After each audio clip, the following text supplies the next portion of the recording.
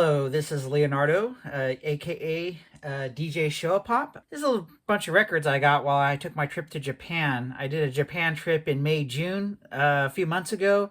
Just haven't had a chance to talk about these records that I brought back. It's been very nice to actually go back. It's been a while since before COVID, so it was nice to go back and just visit a bunch of record stores. And I was stayed in Tokyo. I also stayed in Osaka for a week. And it was actually the longest trip of Tokyo in Japan I've ever taken, which was 2 weeks, and it was a blast. Got to see a lot of friends. I did pick up a lot of vinyl. I actually picked up 44 albums, probably around 50 singles, and probably around about maybe a dozen or so CDs. But the whole run was just great. So I just want to talk about the records I picked up. I'm kind of doing it from the 60s, 70s to 80s. And so I want to start off actually with this first album right here, which is Tomoko Ogawa. She was a singer back then, a Kaio singer, and they didn't use the phrase idol that much back in the 60s, but technically she would have been an idol if she came out in the 70s or 80s. Really cool woman, a model, just gorgeous, just cool all around. If you listen to her albums, are really good. This is a very difficult album to pick up with the obi because the way that the album opens, it opens in a gatefold, so you can see a full shot of her, and you can kind of see it here. And the way that the obi went on this record was it went around the top. So if you wanted to see, it went down the side here. So if you wanted to see the gatefold, you had to, in the interior, you had to actually pull the obi off the side of it. And so after, 60 years or whatever, there's just not many of these copies. When you do find them with an obi, it's really a premium to find this. But I've had this on CD for a long time, and it's a really great album. She narrates between songs, has Somebody to Love. The name of the album is called Yubi no Hi Mitsu, which is Last Night's Secret. So this one's on black vinyl, but you can actually find this on red vinyl as well, the Everclean red vinyl. So real happy to pick this up. Just picked it up for a couple, two or 300 yen. It'd be nice to have one with the obi, but it's probably not going to happen for a while unless I get really lucky. So, all right. So this is the second one I got going. This is a group. This is called Stage 101. And essentially, in my book, this is considered the second large idol group.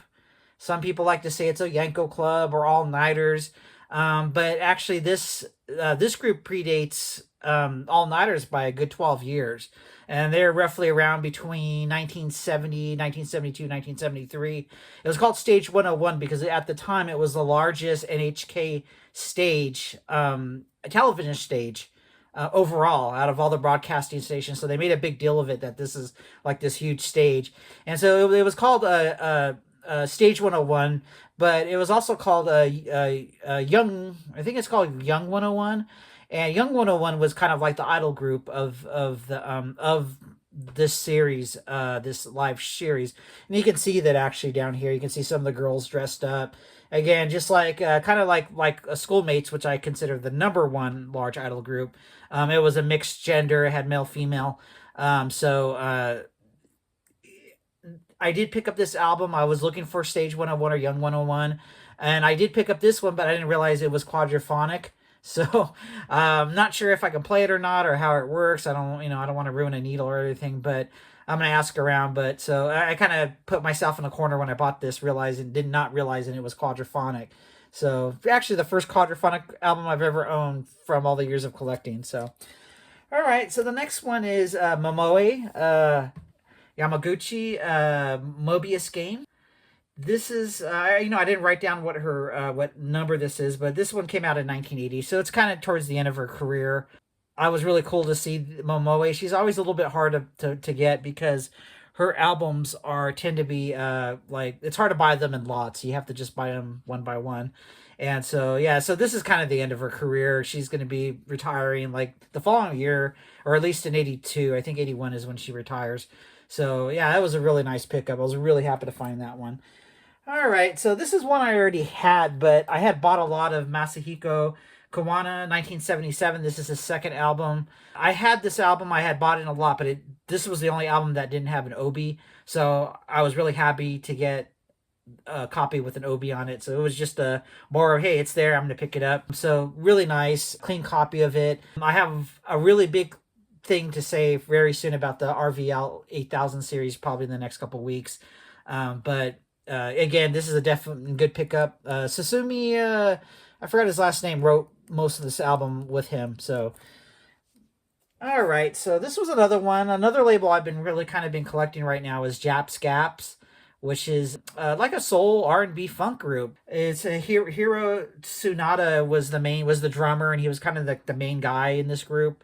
Um, it's a self-titled record, and it's on Discomate, and again, it's a label I've been trying to collect recently because it's a fairly easy label to collect. I mean, when you just there's really not a lot on it, but a lot of it's really good. Junko Yagami's on it, of course. She had her first 4 or 5 albums on it, and the label didn't last long, from I think 77, 76 to about 87, so roughly around 10 years. I think it was ended sooner than that. I think it ended in 85. But he sings in English through the entire album, but it's a real city pop album. He's really good sound of like soul and funk and R&B. It's really cool, so definitely worth picking up. So, all right, so this was one I was really happy to pick up, and I did pick up, I think you guys remember, I bought a big lot, and it had one of her albums on it. This is Sumiko Yamagata. She entered her career like fairly quick. I mean, I think she started in like 73 and ended like in 78. And she only had like a 5-year career, but like her albums are really nice on the Blow Up label. I've always just liked this album just for the cover. I mean, she looks just beautiful, and the photography is beautiful on it, and she's super talented, super good singer. Her last 2 albums are considered city pop albums. This one's kind of more of a folky, like kind of a moody folky sound, and it's really cool. And so I was really, when I saw it at the record store, I was like really happy to pick it up because I had forgotten what artist it was. I had the album in my head, but I couldn't remember what the artist was. So when I saw it, I was like, yeah, I'm picking this up. Okay, so this was another artist of he's kind of like, as I've said many times, he's kind of my guilty pleasure. He's just a great singer, more of a Kaio singer, but kind of with a big voice. His songs just have a nice drama to them. This is Akira Inaba. I picked up 3 of his albums. I was hoping to pick up 4 of them. So this is just his albums, 1976, 77, 78. Nani Ka I Watsureta. I think I forgot to say something, which is his debut album. The next one is Yusu Akari, Dim Light, and Serenade is his third one, which tends to be half of the album's like a cover album. But he's an amazing artist. This is also a Discomate artist. Again, I'm collecting the label right now, so I'm just trying to get all his records, and I've always liked his music. So that's the first one. This is the second one from 1977, Dim Light, Yusu Akari, and then finally the Serenade album, which is a half cover, half original album. So great voice, good style. I like his mood, and he's just kind of separate from everybody else that was kind of doing that same kind of Kaio male singer sound. I think he's kind of a step above everybody. Everybody was just kind of normal, which is fine, but his music is a step up, and I've really been enjoying it. All right, so we're crossing across to Taurus Records, and another label. It's a big label. I mean, there's 210 albums, so it's not something I can collect right away. There's a lot of missing catalog numbers, so I'm still up in the air about collecting it. But I am getting all the idols and all the artists like this. This is Kiko Maruyama. I have a couple of her albums, and this is kind of the second to the last album she did. Xanthropy. I think it's called Xanthropy. So. But it was cool. I picked it up for a few bucks. It does have some stickers on it and stuff, but she's a legend. She's totally a legend, and it's great to have one of her albums. I'm kind of trying to do a run of her albums, and it's just a great cover. So again, I think the best thing about Japan I like when I go there is that it's just random. You just don't know what you're gonna find. Like if you're on Yahoo auctions, you're looking for stuff. But when you just go to the stores and you're just digging, you just don't know what you're going to find. This is a good example of it right here. So I'm really happy to get that one. All right, so Kiko Mizukoshi, she's another artist. I'm actually fairly close of getting all her albums. I think I'm down to about 3 or 4 albums. Her vinyl albums. She did do CDs through the 90s, and they're all impossible to find. But vinyl-wise, I'm getting towards the end. This is her 1982 album called Vibration, also on Taurus. and it's just cool. It's always good to just again grab an album off the cover. It saves in shipping. It saves in fees that I have to pay to my broker. So yeah, very cool. Very happy. Another great random record on Taurus.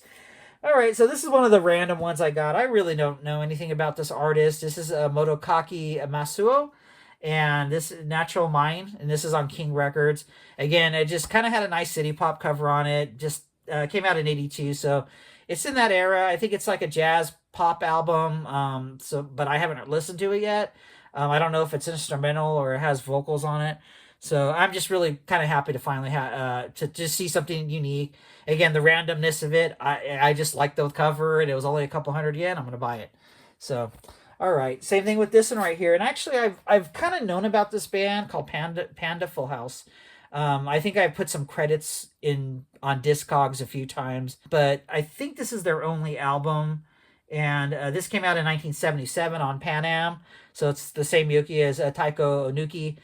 So kind of that sound that was going on at that time. I haven't listened to it, but it seems like it's a really cool album. Might have a slight city pop sound to it. I don't know. I haven't listened to it, but yeah, it's cool. It has that nice clear obi that you just don't see. That the technology doesn't exist anymore. So this was another one I bought. I actually bought this at, one thing I do when I go to Japan is if there's like a book off, I always just get off the station and just see if there's a book off nearby, and I'll just pop my head in there. You just never know what you're going to find in terms of CDs and albums and everything. And I bought this one. Again, it was only 500 yen. The tag's still on the outer plastic, but it's on Panam. So, again, it's a label I kind of trust because of Teiko Onuki and a couple other artists on the label. So I just thought, hey, let's listen to it. Let's buy it. Let's figure it out. This is Shoko Sawada. And the name of the album is Seicho no Haka Takage. So Light and Shadow of Youth. So looking forward to hearing it. Just haven't had get a chance to listen to it. Char, everybody knows who Char is. Just a total legend of rock music. Great guitarist. Where I work at, we did a guitar for him. And it was really cool to be involved with some of his the guitar work that he's done over the years. And the name slips my mind with what band he is, but this is his second album. He did 3 of them. I think all 3 of them are on Seesaw, and then he went to some other labels. But I'm just trying to get those first 3 right away. So really cool to see. Really cool to pick up a Char album finally. So that is cool. So. All right, and Junko Hashi, I'm fairly close to a couple of albums I need to get by her, but I'm actually into her 90s CD era, which is phenomenal. But she had a whopping 7 best of albums, and this is one of them. I think this is the first one, actually. And I haven't heard it. It's called Special Blend album, so I'm not sure if it's a pre-mixed album. But again, it was at a record shop for a couple hundred yen. Yep, I'll take it. So I'm looking forward to listening to this and figuring out. And just for her career to have that many best of albums has been kind of, it's almost its own thing of just collecting her best of albums. So, all right, so we're gonna get in a couple of anime ones right here. These 2 right here, the next 2 or 3 that I have coming up next is the Nutcracker. This is the music by this was performed by Kentaro Haneda. And it's one of the first soundtracks he did. So before Macross, before Techno Voyager, before Crusher Joe, Yamato, before you can go down the whole line. And this is one of the first soundtracks for an anime, or this was actually puppets. Kind of the first kind of anime, young people, kind of children's thing at the time it's considered. So it was, again, another one. I picked up as a Mandarake at Nakano Broadway. And again, another one that was there, and I've always wanted to get it because it's one of his more earlier albums before he started doing all these great anime soundtracks. So I'm looking forward to hearing it. That's cool. I'm really happy. Now this is a very interesting one. This is an image album for Shin Genma Taisen, which is from a manga and a novel. So this is not from a soundtrack actually. This is done by Sense of Wonder, which is Hiroyuki Namba's band. And he did a lot of stuff on Air Records, and he was doing a lot of anime type related stuff. Animage put this one out, and again, it's if you like his prog sound, and his prog sound's really kind of grown on me. I really really like him as an artist, and so this was always been on my list. Again, it was at a Mandarake. I think I picked it up at the one in Shibuya. I think that's the one I got in Shibuya. It was only $10, so just nice to get it. All right, so now we're getting into another one here. This was For Life. I actually originally ordered this one, and somewhere along the line it got wet, and the whole record cover and everything got destroyed on it. But this is kind of like I've mentioned before with Wabi. It was a TV show. There was three girls that were the idols on the show. There were three sisters, and one of them had an issue with taking a photo in a magazine that was very suggestive, and so they kind of kicked her off the show. And unfortunately, she's not on this album, but the other gentleman in the middle was another actor on the show. And this is a really great album. I mean, knock off the cover of it being cute, cutesy and everything. Jun Sato did all the work on this album with a lot of the music and the arrangements and stuff. And this is kind of pre-Odienko Club, but kind of during the All Nighters era. So there's kind of little references to like a little bit of both of them because of this album. It might even have been before All Nighters actually, but I'm really happy to get this album. It's really cool. It has a cute cover, but it actually has some very solid music on it. So, and then finally, let's see, we got this one here. This is Shinji Tanimura. And the name of the album is called Subaru. He was in a band, and I just, the band slips my mind, so I'll probably just type it in under the bot. But he wrote a lot of songs for a lot of people. I bought this at the Ohi Racetrack. They have like a swap meet over there at the last 2 weekends of every month. And I always like to go there because you're never going to find, there's always vinyl and military stuff to buy and chokoking, and it's just a fun little place to like dig for things. And this was just a dealer that had this in his pile of albums, and I picked it up. Cover was very city pop, but it's kind of just your standard Kaio album. I know it doesn't seem like it's from a soundtrack, but it's the only album that he did on Casablanca. All his other albums were on another label, except for this one. So I'm not sure what the background and why this album is so different from the other ones, but the cover alone is just worth it. It's a really, really cool cover, so that's why I bought it. So another pickup. I think I got this one at Tower Records in Shibuya, and I was really impressed with their collection of their area where they have their vinyl, and everything was reasonably priced. I was really surprised. I had nothing, that stuff, more of the higher end stuff was a little bit more than it should have been, especially in the condition a lot of them were in. But your average record like this one, this is Chika Uda and Kyobin number 3, and her name pops up on a lot of credits I've put input into Discogs. So I've always wanted to buy one of her albums. So I just picked up this one, but again, it wasn't inexpensive. It was like probably 500 yen or 600 yen market price over there, So again, another album I'm really happy to pick up. All right, so this one is another one that is a kind of a legendary, kind of a classic album cover. This is Remy R, the name of the album. It's their second album. I think some people consider it a city pop album. I don't know how they marketed her. She kind of has idol Kaio, but she's also kind of has city pop, so I'm not sure. I just have to do some research, but this was always been on my list because it's just a great cover, and it's just has that vibe that it's an album you want to hear. So I'm really happy to finally get one of her albums. So I'm real happy about that. So, all right. So this is the one that I bought this one when I was in Osaka, and this is Junko Mihara. One of the guys on the website has been telling me, this is like my favorite album. You need to buy it. Yeah, and it's always been on my list. But every time I've seen it online, it's always like $40-$50. And so when I was in Osaka, and I think I was at Banana Records, I was digging through it, and there it was, and I got it for like 500 yen. So I'm glad I waited. Great cover, American musicians, Japanese performer, and mixed of course in Japan.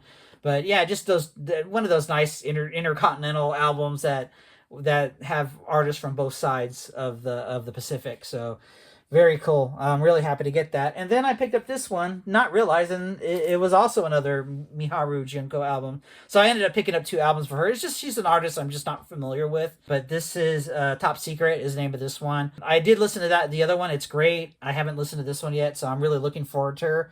But definitely it looks like an artist I'm going to look forward to collecting. So, all right. So this is Takako Shirai, and this album's called Heart Attacker, another artist I didn't know really nothing about.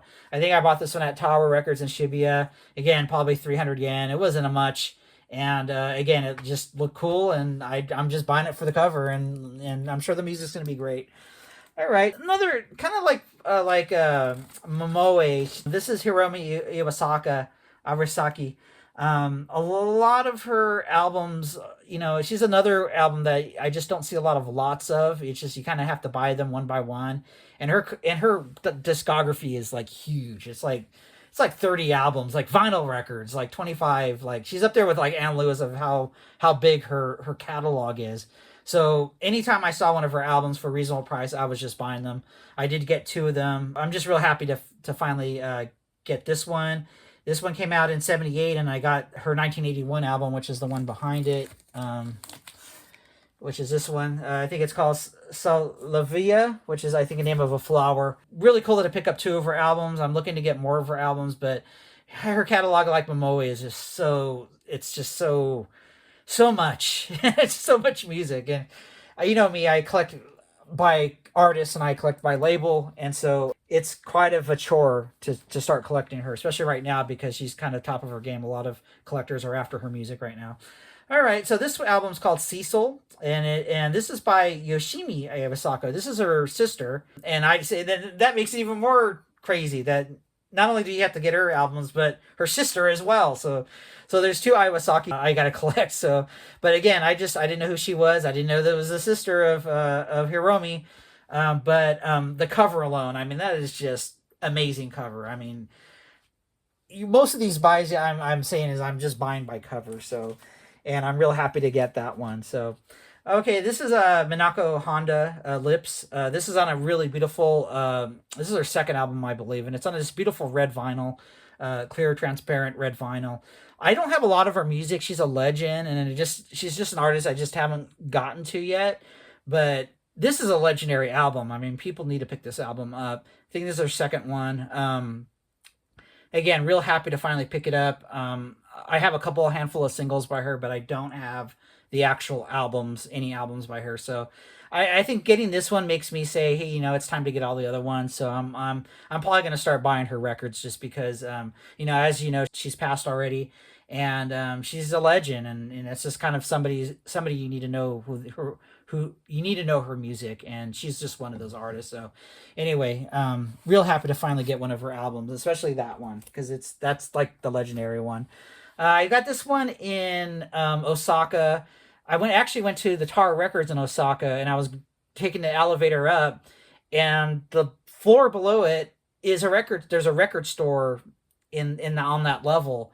So I actually was like, wait, I didn't know there was a record store here. I ended up buying 5 or 6 albums there, and before I went up to Tower Records, and this is one of the ones I bought, Hippies by Kyon. I'm nearly finished with her albums. I got about three or four, and I'm kind of getting to the more higher end late 80s ones. But so I've just been going down the list, but really cool to finally have a copy of this album and to just get more of her music. Okay. This I actually bought at Tower Records in Shibuya as well. I did not know that this was like an alias of the Checkers. Not the biggest Checkers fan. I mean, I admire the fact that they went from idols to like a legitimate band, and I admire their look and just the vibe that they have. But the 2 or 3 albums I have by them, I'm just not the biggest fan of the group. If I probably known that this was by the Checkers, I probably wouldn't have bought it, but it is. It's called Cute Beat Club Band. But, I'm going to listen to it. You just got to just keep listening till you find something that clicks with you. And I'm hoping this one might be the one that clicks. So, and it's going up. So I eventually went up to Tower Records. There's 2 albums I was looking for that I was specifically hoping I can buy when I'm over there. This was one of them. This is Miki Matsubura's last album, Wink. And I've been trying to find the original is just impossible. I have all her albums. This is the only original one I don't have. It never pops up. It's super rare, and it's high dollar when it does. Literally, I think it pops up maybe once every 6 months. 6 to 8 months. So it's one of those albums. Do I want to pay that much right now? I'd rather get some other stuff. Maybe later on I'll drop the money on it. But at this point, I just want to hear it. I was glad to finally get it. It's not on color vinyl. It's just black. But I did get one of my records at Tower Records, and this is it. So I was really happy for that. All right, so we're going to the VAP era now, and I did One thing, I have a broker, and he bought some records for me before I went on the trip, and he just sent them to my hotel to save on shipping. I didn't want to buy a lot. I just wanted, there's a couple of ones I saw that like I need to buy these. And I'm going to show some of those VAP records shortly right now because I've been collecting VAP, as you guys know. This is by a band called Picasso, and this is called Mystery of the Diamond Moon. And they did some Anasan stuff. They did My Son Aikoka anime, and they did some background music, and they did the theme song for it.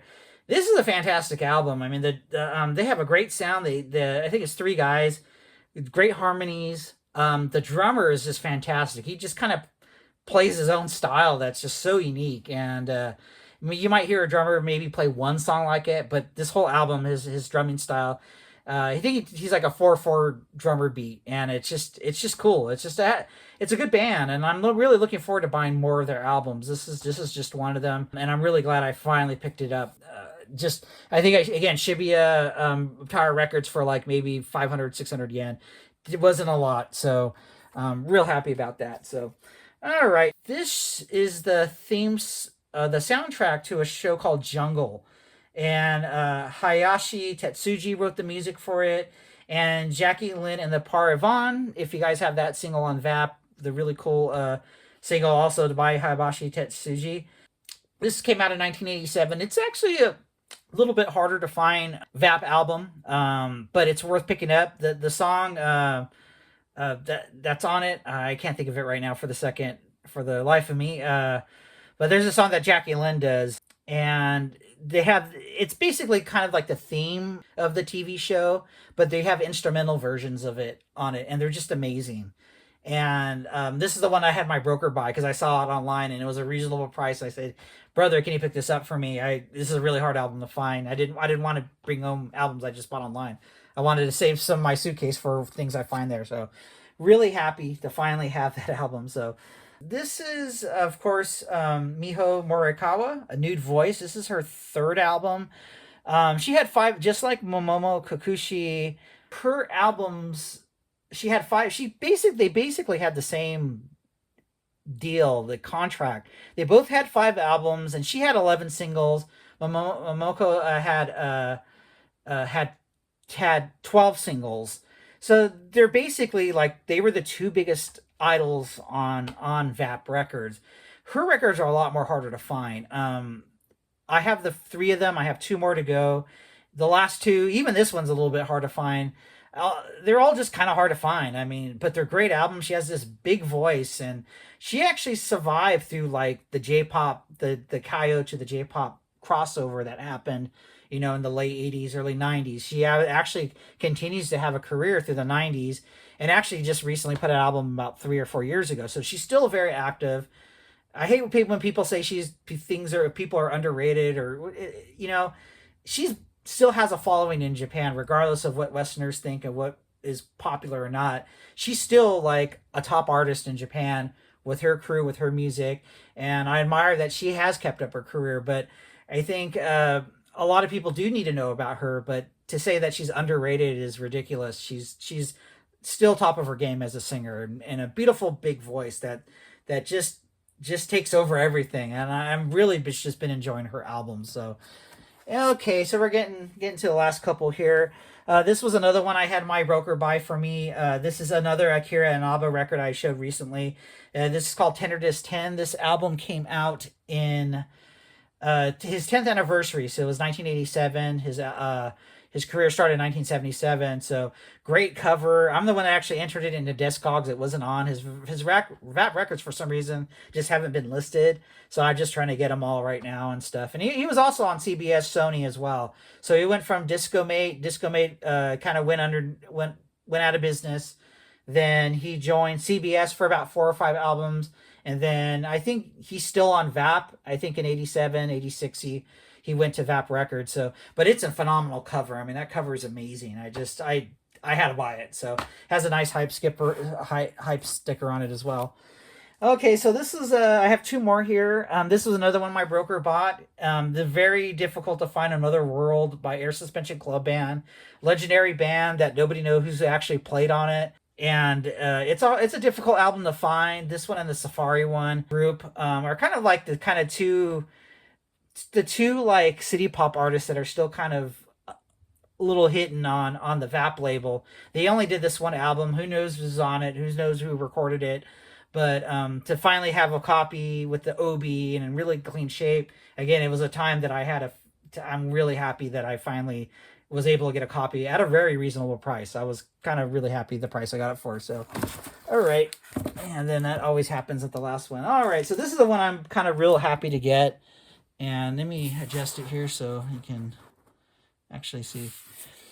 Okay, so this is the one I'm really happy to get. This is the last Pink Lady album. Pink Lady again. The name of the album is called Suspense. It was actually after a 2-year hiatus. It's kind of I don't want to say it's a comeback album, but it was definitely, there was some time. This is kind of of course this is the last album, so this is kind of like the end of their career as current recording artists. But in many books, a lot of reading and stuff consider this a city pop album. A lot of it has to do with just you had a lot of big city pop artists song writing on it, and they had a lot of city pop artists playing music on it and stuff. This album can be kind of pricey, like 5,000 yen, 6,000 yen. I've seen it as much as 7,000 yen, sell for 7,000 yen. So when I was in Japan and I saw it for 4,000 yen, I just bought it. Again, just like there's enough copies out there, so they do pop up. But if you don't have it, I would pick it up because it is a little bit more difficult album to find. And so I'm just real happy to finally have a copy of this. And it's a great album from beginning to end.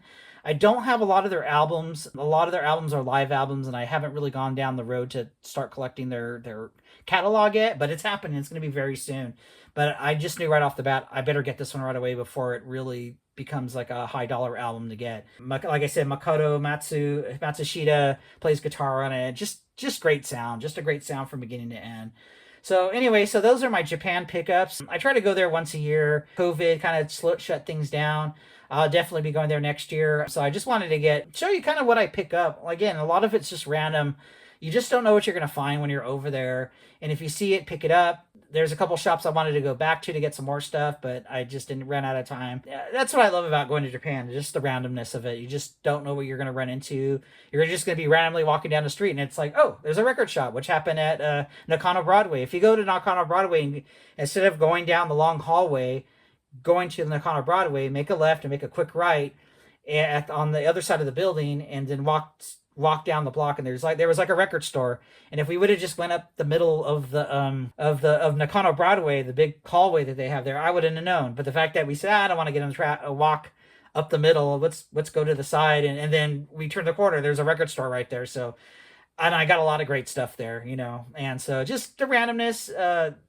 Japan's a fun place to go record shopping, and just get a nice big suitcase and have a good time. So anyway, so thank you. I appreciate it. And I should have another video coming up soon.